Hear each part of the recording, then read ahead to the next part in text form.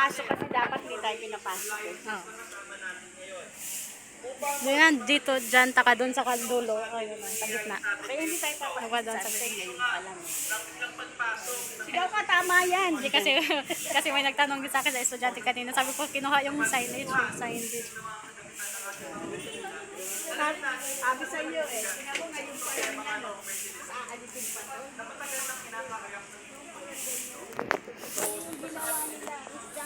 May sarili tayong pulis, may sarili tayong presidente. Oo. Kahit saan siya, ano siya ng city. O, tingnan mo, pag inalis to, bubuksan yan, hindi mananalo.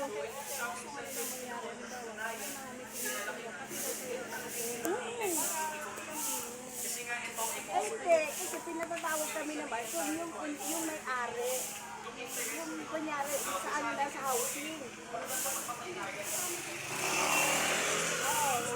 Pag binigyan nila kami ng papel. Noon pa yan ganyan. Yung bahay nga namin sa White House, gigibain na noon eh, dahil sa mga estudyante, di ba? Bata pa ako noon. Oh. Ngayon, hanggang ngayon, doon pa yung bahay namin. Hindi man nanalo sa student council. Gusto nga pang sukin.